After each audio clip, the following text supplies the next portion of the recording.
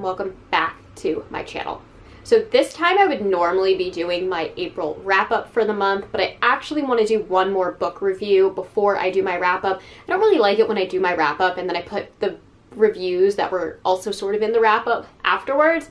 And I just had this book left to review, and I really wanted to make sure that I got this up before the wrap-up. So the wrap-up will probably be going up on Thursday, but we have this book to talk about today. And this is Sugarcane by Cassandra Celia. This is the Twisted Retreat deluxe like exclusive edition that we got a couple months ago. I love this. It's like a faux leather. It's really pretty. It says caution on the front, and then on the back it says work, eat, sleep, repeat here, and it has this nice little foiling. I really love this edition. I think it's just absolutely beautiful, and mine does also come side with this little like bat squiggle, which I thought was really sweet. But yeah, I saw that this book had some really good reviews. I had never heard of this author previously. I hadn't really seen anything about this book at all until I got it in my Twisted Retreat.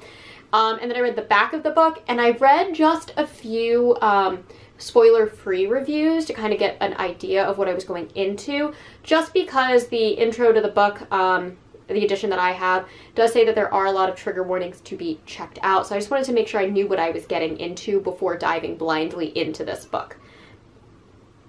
So I'm going to read the Goodreads synopsis for you because my edition doesn't actually have one, which I was a little bummed about, but that's okay.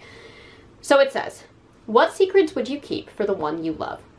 Dulcie and Cain have been married for years. They're perfect together, unsuspecting and living in their suburban home with friendly neighbors and a satisfying routine. Work, eat, sleep, repeat. Then Dulcie witnesses the murder of a girl in her own home by the hand of her husband. Her next move seems unspeakable.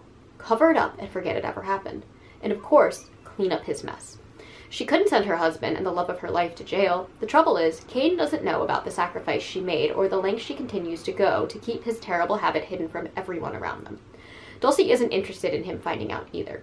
Secrets are dangerous. While he keeps his second life a mystery to her, she keeps her cleanup act hidden from him. Too bad she's now tied up in her basement. Too bad Cain decided that she was next. So I went into this thinking that it was going to be more like the borderline extreme horror side of things. I was kind of expecting like a Gone to See the River Man, sort of more extreme than Anya Allborn style, like brother adjacent kind of story. It was not as extreme as some of the trigger warnings and the reviews led me to believe, but it is definitely more on the extreme side of horror. And the last few pages are pretty much what makes it so extreme. It's kind of an extreme tone throughout the entire thing, and it deals with very heavy topics, but it's not until the last few very detailed and very descriptive pages that I really was like, whew, okay, I see where some of the trigger warnings come. But I really enjoyed this. It did kind of remind me of Brother in the way that you focus on Michael through kind of this like sympathetic lens, kind of very much aware of what his family is doing and how he's partaking in it, but like his loyalty to his family is what kind of keeps him there. This one I thought was a little bit more interesting because where with Michael we're kind of inside the mind of a sympathetic villain.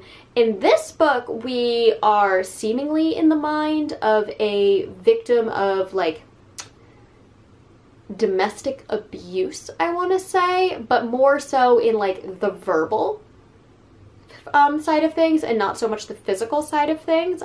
This whole thing is a very poorly veiled metaphor for kind of like the mindset of abuse victims, you know, who don't feel that they can get away and kind of feel like they need to overcompensate, or that when they are treated badly, like a lot of it is their fault and that they are needed in the relationship, and a lot of like the awful manipulation that happens to those types of victims. And it's definitely not victim blaming at all, but it is a very interesting way to view these scenarios. So definitely take that in mind. Those are going to be definitely trigger warnings. One of the things I will say is when I say poorly veiled, the metaphor and like the comparisons that this book is making is extremely obvious, and I think it's not a bad thing. I feel like it could have been done a little bit better, but I also feel like it needed to be very blatant in what it was saying to make the reader understand the point of the book. I feel like if it had been too vague, a lot of readers could have just completely overlooked the point that Cassandra Celia was trying to make, and I think by her making it very obvious and having a direct comparison to somebody else in Dulce's life really hit the nail on the head with what she was trying to say. But it was a little bit more tell, don't show, and I would have preferred it to just be a little more show, don't tell. But very, very, very nitpicky on that. I found Dulce to be a really interesting character. I really liked being inside of her head. I really liked thinking about how she was rationalizing things. I really liked the time jumps between her kind of in peril and how she got there, and how it wasn't really a linear story, but it was done very, very well to not only flesh out our main character, but to also really give us insight into her husband Cain as well and the lives that they lived. I really, really, really liked the kind of, I don't want to say dark humor, because it is a kind of like funny thing to say, but at the same time it's very, very bleak. But the whole point of Cain's success as this serial killer basically is fully dependent on the fact that his wife consistently cleans up after his messes. And it's just this kind of like tongue-in-cheek, like, you always have these like housewives who are like, oh, my husband's so messy and I always have to clean up for him. I always have to like fix everything. I always have to do X, Y, and Z. And like that kind of like tone is the way that Dulce talks about cleaning up after her husband. Obviously this is just extremely extreme measures, but it was done in this kind of like tongue-in-cheek, like wink wink kind of way.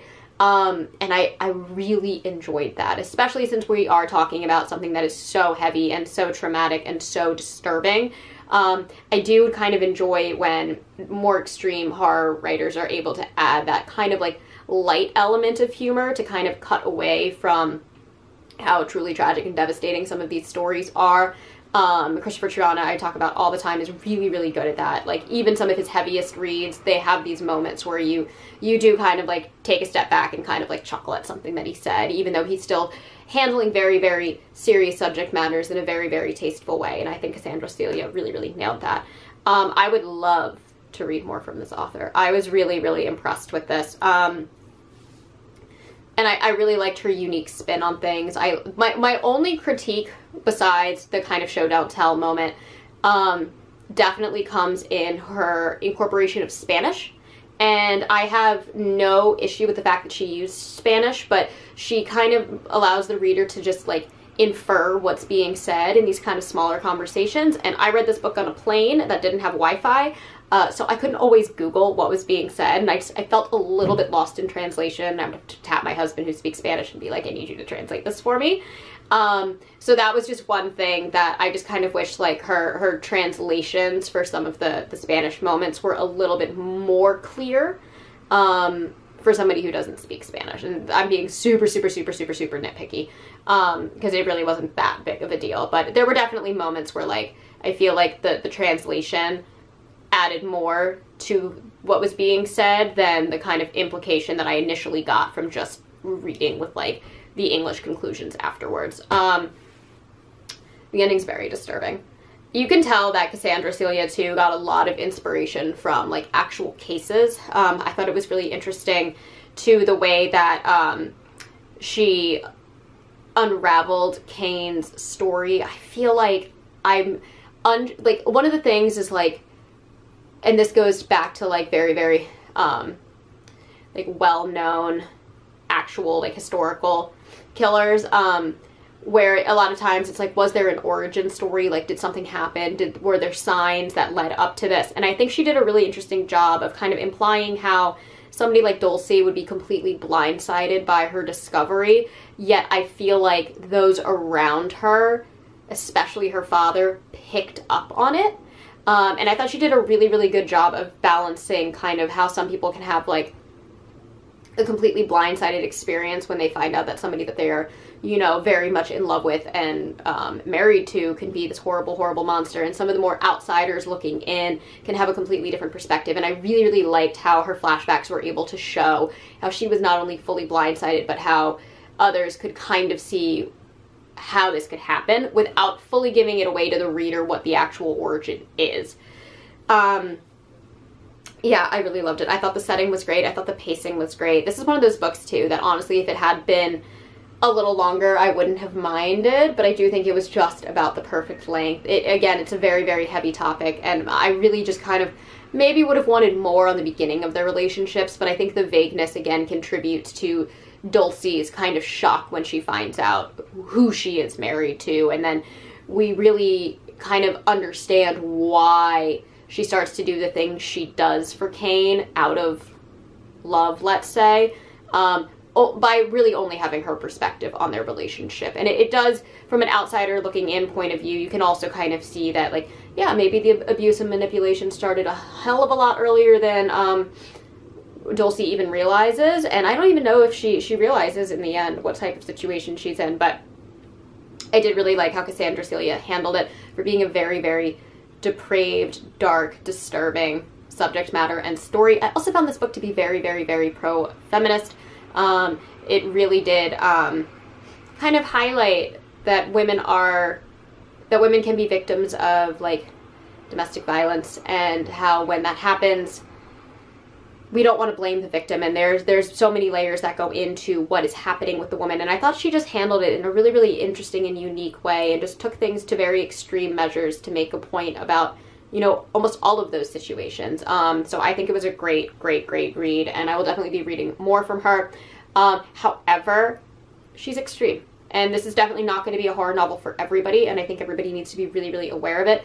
If you go onto Cassandra Celia's website, every book she's ever listed has the trigger warnings for every single book. I highly recommend looking at those. I will say it's primarily gore and violence. That was the predominant extent of the extreme triggers in this. There was nothing that I felt I couldn't read or couldn't handle with this, and a lot of my go-to triggers were not present in this book. So if you've been on my channel before, you kind of know what I do and don't like in novels, but I was pretty much okay reading this. But yeah, this was a 4-star read for me.